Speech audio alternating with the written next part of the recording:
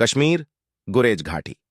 शाम का समय। जेसीओ अभिनव शर्मा सीज फायर के बाद अपनी पलटन के साथ कैंप वापस लौट रहे थे। उनके साथ 4 बख्तरबंद गाड़ियां, 2 जीप और 1 टैंक थी।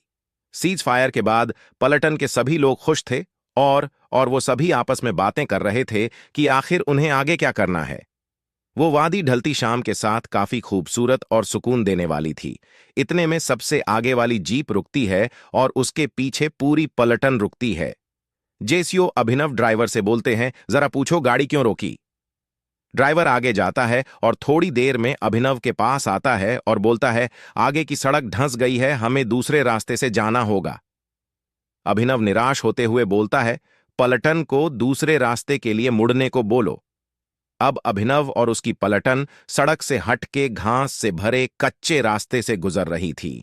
अब वो जानते थे कि रात में उन्हें कहीं अड्डा डालना होगा, क्योंकि घाटी का रास्ता रात में खतरनाक था। फिर वो ऐसे ही टाइम पास करने के लिए अपने जूनियर से बोलता है कि सत्यप्रकाश, अपने बारे में कुछ बताओ, और इस तरह वो लोग बातें करने लगते हैं। सत्यप्रकाश बताता है कि वो उत्तर प्रदेश के बरेली का रहने वाला है और उसकी शादी को 7 साल हो गए थे। करीब रात के 8 बजे अभिनव अपने काफिले को रोकता है और कहता है कि हम इसी जगह टेंट लगाएंगे। उसी वक्त सूबेदार प्रेमपाल बोलता है, सर मुझे यह जगह ठीक नहीं लग रही है, हमें कोई और जगह ढूंढनी चाहिए। प्रेमपाल की इस बात पे अभिनव बोलता है, क्यों, इस जगह में क्या खराबी है? प्रेमपाल घबराते हुए बोलता है, नहीं सर, ये जगह कुछ नहीं है। अभिनव जोर डालते हुए बोलता है, आखिर बात क्या है, क्या तुम्हें डर लग रहा है?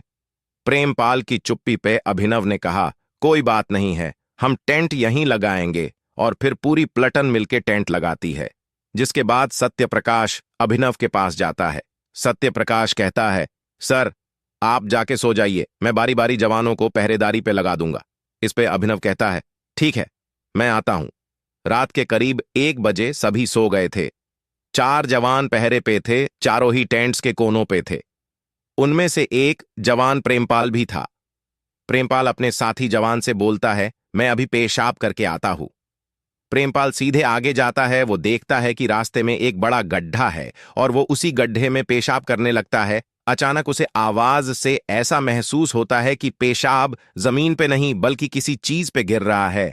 जब वो उस गड्ढे में देखने के लिए बंदूक पे लगी टॉर्च को गड्ढे में पॉइंट करता है, तब वो जो दृश्य देखता है उसे देख के उसकी चीख निकल जाती है और वो वहां से बेतहाशा टेंट की ओर वापस भागने लगता है। उसकी आवाज से बाकी जवान और टेंट में सोए हुए जवान भी उठ जाते हैं। अभिनव सत्यप्रकाश से पूछता है, क्या हुआ? ये चिल्लाने की आवाज कहां से आई? तो सत्यप्रकाश बताता है कि हमारा एक जवान पेशाब करने के लिए गया था और यह उसी की आवाज थी। अचानक सभी देखते हैं कि प्रेमपाल बहुत डर हुआ उनकी तरफ भागता आ रहा था। फिर उनका ध्यान प्रेमपाल के पीछे जाता है। दरअसल उसके पीछे एक भयानक सा जीव था जो प्रेमपाल के पीछे आ रहा था। ये देख के अभिनव सभी को उस जीव पे ओपन फायर करने का आदेश देता है और सभी जवान उस जीव पे गोलियां बरसाने लगते हैं, जिससे वो जीव वहीं रुक जाता है और वो पलटन को घूरने लगता है। ये देखते ही अभिनव फायरिंग रोकने को बोलता है। कुछ देर घूरने के बाद वो जीव बहुत तेजी से भागते हुए जंगल में गायब हो जाता है।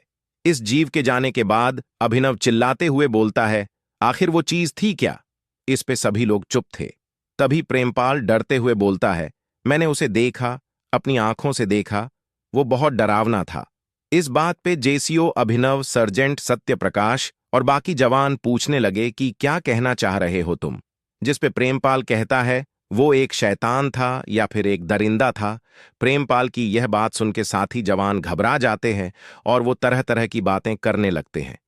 ये देख अभिनव सबको चुप रहने के लिए बोलता है।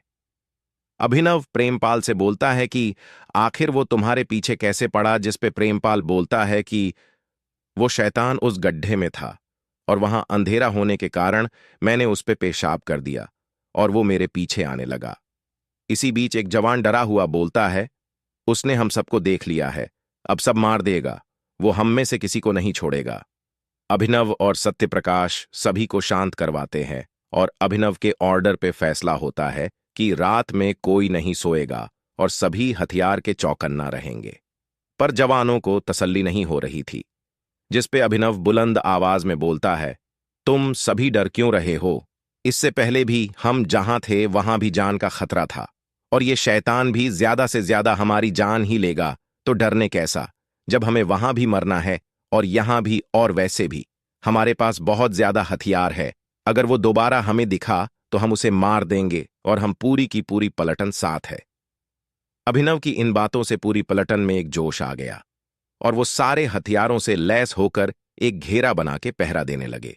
सुबह के 4 बज गए थे, पर अभी तक वो शैतान दोबारा नहीं दिखा था। एक एक पल कट नहीं रहा था। लाख हथियार होने के बाद भी जवानों के मन में उस शैतान का डर था। अचानक उसी ओर से कुछ अजीब सी आवाजें आने लगीं, जहां से शैतान गायब हो गया था, और फिर अचानक आवाजें आना बंद हो गई। थोड़ी देर बाद उसी ओर से झाड़ियों से आवाजें आने लगीं। वो आवाजें कुछ ऐसी थीं जैसे कोई चीज उन झाड़ियों से अभी निकल आएगी। अब वो आवाज और ज्यादा तेज हो गई थी। तो आखिर उन झाड़ियों से क्या निकलेगा, वो शैतान या कुछ और, आगे जानिए।